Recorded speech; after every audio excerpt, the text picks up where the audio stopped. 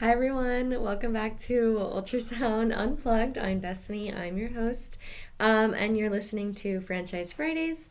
This is the series where we're going to talk about business and growth, the background of our company, and what it really takes to build something in the world of ultrasound. In today's episode, we're going to be talking about franchising in healthcare specifically. We're going to talk about how it's different, how honestly, in our opinion, it's better, especially when it's done with the right mindset and the right kind of mission. And I'm joined by Chris. This is going to be the co-owner of Ultrasound Services. If you've been on our listened to our previous episodes, he's always here with us. He's the visionary behind this, along with Shannon, the other co-owner, and he's going to be the perfect person to talk about this stuff with today. So do you want to go ahead and get started? Yeah, I'm ready. Okay.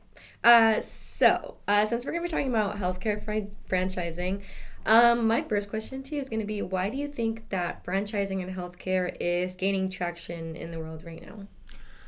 There are several reasons. One of which is the franchising is in healthcare is scalable. Most franchises, as you know, are scalable or can be duplicated easily. You've got a rising demand in clinician burnout, investor interest. There's a multitude of reasons why it's catching traction, but burnout, from what I can see with sonographers, tends to be the leading factor. Yeah, I feel like I'm not really, just from what I've seen on the outside world, I feel like more sonographers are wanting a little bit more flexibility, it seems like, from what I've seen. But so do you think that, like you said, that it offers different stability? Why do you think it offers long-term stability compared to other industries? Well, we are a country with a growing population, and that growing population is going to have demands for services, specifically healthcare services.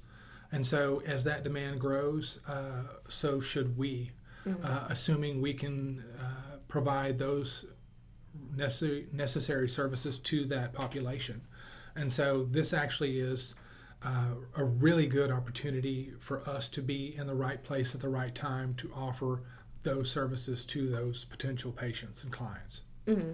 And it kind of makes me think of COVID, like the COVID era. How did it go during that time? I mean, facilities like this that are taking patients when outpatient facilities are closed because they're taking critical care patients, this makes us even more relevant, more resistant, more recession-proof. And so we tend to glow or shine in this time because they can't get into the hospitals. So patients are now coming and looking for other places to go to be seen. And so because we were taking diagnostic exams during COVID and insurances during COVID, it made it a little easier for us to kind of grow in a time when most folks are shutting their doors or having to shut their doors because they're not considered medically necessary. And so again, it is, we support insurances, we support medically necessary patient exams. We're driven by an aging demographic, and so all of those coalesce to opening and possibly wanting to open a franchise that is healthcare. You're going to see growth rather than be worried about, okay, am I going to be shutting down in a year? Yeah, and I think something that's kind of unique about our company's franchising opportunity is that, it's different from an urgent care where that's more kind of has a big umbrella of things to have to deal with or work with. And since we specialize in ultrasound and we've already kind of developed the systems in place, I feel like it's a great not simple, right? Because it's not easy, but I'd say that it's more, how would you describe it? It's more, it gives you a bigger opportunity to be successful. It's sustainable. Yeah. It's something that if you can continue to operate through a pandemic with ease, that is a big difference. Yeah. I've had conversations with other types of owners that were in a field that was not medically necessary, and they were closing their doors. Yeah. Like no business happening whatsoever. So I mean, that is the epitome of what you want for a business. You want it to operate always and forever. Yeah. You want it to be sustainable. You want it to be duplicatable. You want it to be profitable. And so it kind of drives you to go that direction and create something that is along that line. So you don't want to create something that doesn't flourish, of course. Yeah. I mean, and that's not the idea of getting into business. When you're getting into business, you want something to have longevity. And so healthcare, you know, those barriers to entry that we've already broken, this kind of fits that. So we're going to talk about a little bit more about what makes it different from other franchises. Because, you know, when people think of franchises, we usually think of like food, like fast food, or like fitness, like gyms. So this is a little bit different, especially if you're already listening to this podcast. Maybe you're already interested in something like that. But we want to talk about, I'm going to ask you what sets, we've already talked a little bit about this, but what do you think sets healthcare apart from the more those more traditional options like fitness or fast food or like retail? I think, and I speak from a personal perspective, I think Shannon would probably, the other owner would probably say this too. It's more purpose driven. And I think that's what tends to come across a lot about what we do in general. High trust, relationship based. Yeah. You're talking about patients, clients, their needs, how to help them with their needs on a day-to-day interaction. And so you're not selling services. You're improving everybody's lives around you, whether it be big or small. And some may be bigger and some may be smaller than the others, but you're taking those steps to help improve people's lives. Yeah, it's not just like and I think that's probably for me what makes it the most enjoyable part of it is I get to watch something grow and I get to be involved in that directly. And so when you have patients that you've seen them for years and they bring new family members in and then new family members, it's just it makes you smile. And so you know, the other day we had I call twins Twinkies, and so we had a mother come in that had Twinkies, and then she had another child, and then she was coming in for herself, and I was like, wow. And it always, you know, new conversations, you know, you get to see them flourish and grow. And I think that's the biggest difference is, you know, it's high impact, high results. You get to help them live better lives and hopefully be fruitful. Yeah, especially what you were saying makes me think of the patients that we've had that have been doing fertility treatments that have ended up being successful. And even though we're not like a direct part of like the treatment, but we're definitely part of the process. And I think that it's, especially the techs love seeing the like success stories, I think, because they're the ones that are really close to the patients. This is something that we'll touch on next week when Diana comes in to talk about Diana's going to be our tech. You get the first-hand feeling of, hey, this is really helping people. And again, this is what drives that. To be involved in it, and sometimes you don't think about it right off the bat, but you know, when you've done this for 12 years, almost 13 years now, you look back and when somebody comes into the office and you hear them talk about these things, it's amazing. And so I think that's probably the thing that I enjoy the most about it, though. So like with you as an owner, what would you say, what feels different about running a healthcare-based business? I guess it's more personable. I think that's one of the things that initially I didn't think when we started the company. You don't think about that. But then when you see patients leaving your building and you ask them, you know, what did you like about this place? Why did you come here? Were we able to serve you? You know, you start asking them directly those questions so you can get, you know, good feedback. I think for me, those were the things that I really enjoyed, you know, getting good, solid feedback and knowing that we're doing the right thing and setting up processes to make that right thing sustainable. Yeah. Is there anything else that you've learned from just like your day-to-day or maybe even Shannon's day-to-day? Because I know you both work closely together. So, what would you think? Because, you know, there has to be a mixture of the clinical side and the business side to it. So are there any other, like, things you've learned maybe about running a healthcare-based business that's a little different? Like if you were to be running like a fast food franchise. Or Oh like my goodness. Well, I mean, I think that you get to know people a little more. Mm. It's a little more invasive. Okay. Yeah, I can Not see in that. a Yeah, I bad can see that. and I don't mean in a bad way. I think you get to know, kind of their whole personal, whether or not they're financially can have the exams done, what types of insurance they use. You're asking a lot of personal information. Yeah. And so, and they need to be seen. And so you get to have conversations and try to help out in ways that you would otherwise never know. Like some of these folks, you would never know why they're here. Mm-hmm. And you would never know that they were here, HIPAA and everything. And so you get to have a more personable conversation with people that you would otherwise, like I said, just not have. Mm-hmm. And so, and I know, like, I'm not ownership, obviously, but from the management aspect of it, I know there's a lot of background work that goes into it that maybe patients don't even realize that we're doing. Trying to simplify our processes as much as possible, not only for, like, the people that work here, but so that the patients have the best experience. Like, we constantly watch, reviews and feedback from everyone to try to see, how can we make the experience for them better, even if it's just for like a thyroid ultrasound.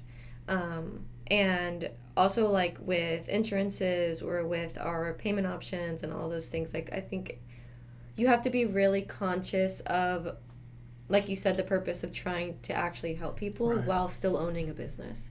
Because, the other ones are more just profit-based. You just want to make money. You don't really, like, certain fast food places don't necessarily have to care about like the quality of the food they're serving as if it's already like a successful franchise. Right. But I think in this sort of business, especially for you and Shannon, I think you have to focus a lot on, it goes a lot deeper than just like making money. And it's inherent, I guess, in what we do, because we're dealing with people's lives. We're asking questions that, as I said, are invasive for a reason. We're here to help them. Mm-hmm. And I think that's the primary key is we're here to help. We're here to serve them, to make sure that we address the issues that they're here for. Yeah. Most of the time it's not just about insurance. Yeah. I know the industry as a whole seems to go that way, but you're really here for the person. Yeah. I mean, and insurance doesn't even apply to everybody, especially now in like today's world. But so with all that said, when we're really talking about, someone thinking about franchising in healthcare, maybe not the patients, but now we're talking more about owners. You probably wouldn't say it's for everybody, right? So what would you say, what kind of person do you think should be considering this kind of path? What traits matter more than just experience? I could say probably three things. Mission driven, and I think this was the thing that got me from the get go. Working with Shannon and trying to come up with something that would be sustainable. Mission driven. Overall, you have to be process oriented. You can't get away from that. There has to be a very smooth process in place, because you want things to be done effectively and efficiently for the patient or the client. And you really have to be people focused. Yeah. If you have those three attributes, you don't have to necessarily be a clinician or a PA or in leadership role. You really have to have those three things primarily to be able to do this. Yeah. And so if you can harness that, then you're good. Do you think you should have business experience? A little bit would help. Mm-hmm. Maybe some contract experience. You just throw a wrench in it there. Okay. You can always hire somebody to do the one-time basic things for you. Yeah. And then because you're given a system that has the majority of it in place. Yeah. That's what I was thinking. We're kind of eliminating the need for contracts, except for the instance of the FDD, the franchise agreement. You really need somebody to help you with those, to review them. But outside of that, you're given a system. So it should be fairly straightforward. The processes are in place. If you have those other two caveats, people focused, and you're mission focused, I mean, should be very straightforward and simple. Just if you can scan, you're good. Yeah. Or if you can get someone to scan. Yeah. That's what I was about to say. Or if you can hire somebody. And there's a lot of sonographers these days that are going through these programs that are going to be looking for jobs. We are starting to see more and more students at these schools. Yeah. And so that leaves opportunity possibly for some others to start opening their own facilities. Yeah. So do you think that there are any misconceptions that people tend to have about healthcare franchising? There's some pretty big misconceptions. One is you have to be a doctor to own a healthcare facility. That's not the case. Yeah. I'm not a doctor. I have an MBA. That is not an MD. Shannon has a radiology degree. She is not a doctor. She has multiple registries. That is probably the biggest misconception. Yeah. And so a lot of sonographers will post, do you have to have a doctor or a medical director? You don't even have to have a medical director in some cases. There are a few states, a handful of states, I think I can count them on one hand, that you actually, as a sonographer, have to have a medical director no matter what you do. But it's only those few states. And so there's generally a big misconception about that. And so that's one of them. The other, I believe, is it's too regulated or it's too expensive. Some of them are, but I'd say the way you've set it up is not. See, it's really it is accessible. regulated, but it's not too regulated. Yeah, I mean, there has to be there has to be a certain amount, especially in healthcare. I feel like, I mean, you don't want. Yeah, I mean, you want somebody that knows what they're doing. Yeah. So, in this example, in the state of Texas, if you're doing non-invasive ultrasounds, then you don't need a medical director. And so, a lot of people will say, "Okay, well, what does that mean?" That means if you're just doing a diagnostic exam, an ultrasound like a lab would do, you don't need one. And so you don't need to be a doctor. You don't need a medical director for that. Yeah. Medicare will require you to have a supervising physician. That's not the same thing as a medical director. Insurances will typically require you to have supervision. Again, not the same thing as a medical director. Yeah. But it's too expensive is the other fallacy or misconception. You know, I've seen other franchise programs that are out there that are $30,000. Yeah. Right now we've got it listed on our website at $19 for the franchise fee. So very, I mean, that screams inexpensive. Yeah. And we're doing both diagnostic and elective. And so you weigh those out, you can see really quickly how it's not too expensive. Yeah. It could be managed.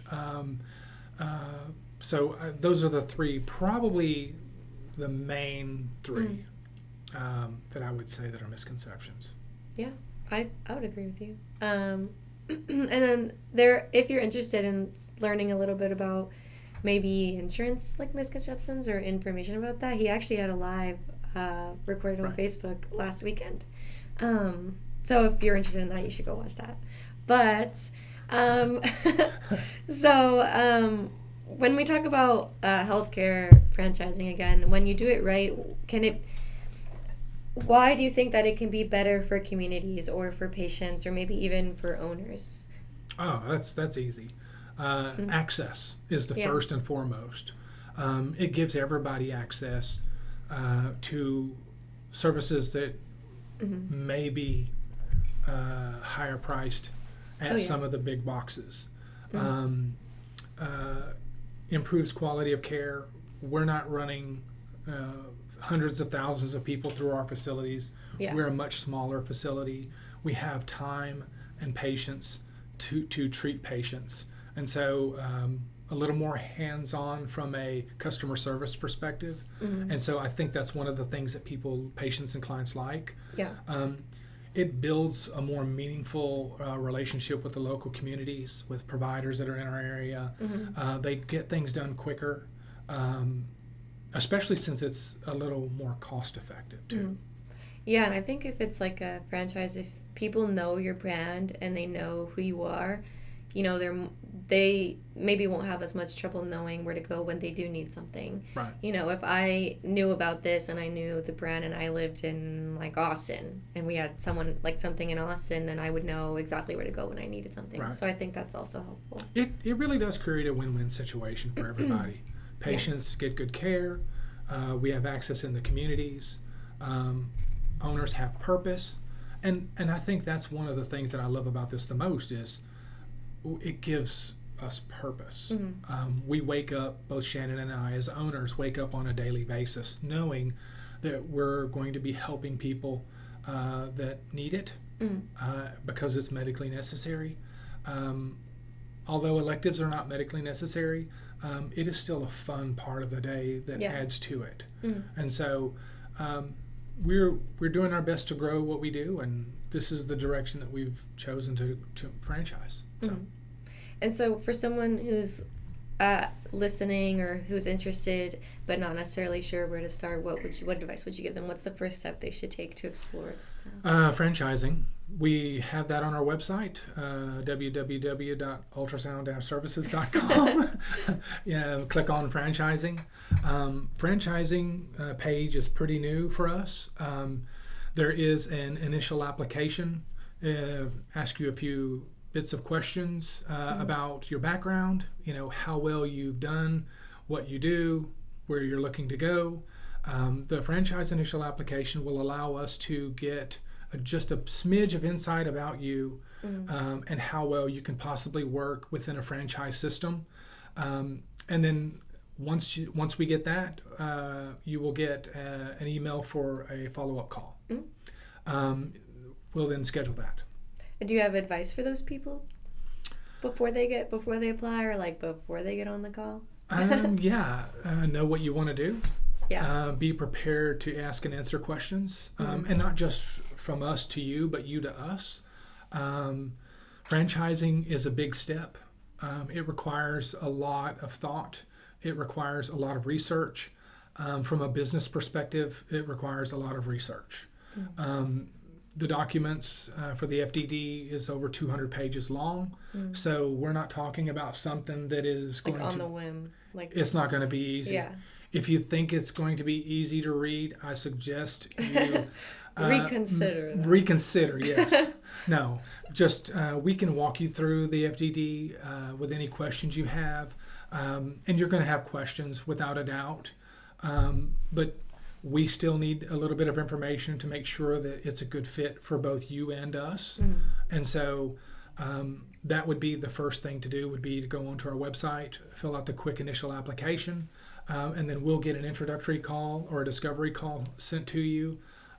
It's about 30 minutes to an hour long, so we can gauge where we are in, will it be a good fit? Yeah. Okay, well, there you have it. That was our episode for today.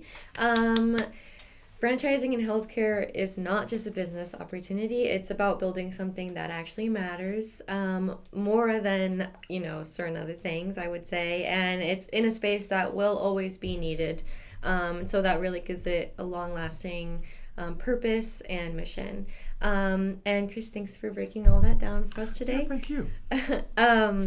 And for anyone listening, if you're open to maybe having, no pressure kind of conversation or submitting your application, like you said, you can visit our website. It's newly updated, so that should look really cool on your phone if you look at it too. If you're interested in our podcast, we're going to be posting every week on Fridays. We're also going to be starting a blog if you're interested in that. And you can find all of that on our website or on our socials. Just to let you know, we also started consulting for credentialing. It is right under franchising. If there are any owners that are currently operating ultrasound companies that need help with credentialing, we have now put a page out there for credentialing. They can get hourly help, or they can select a package, and I can help them with their insurance credentialing, Medicare credentialing as well. Yeah, that's a great opportunity, I think. But so we wish y'all a great weekend, and thank you for listening today. Thank you very much.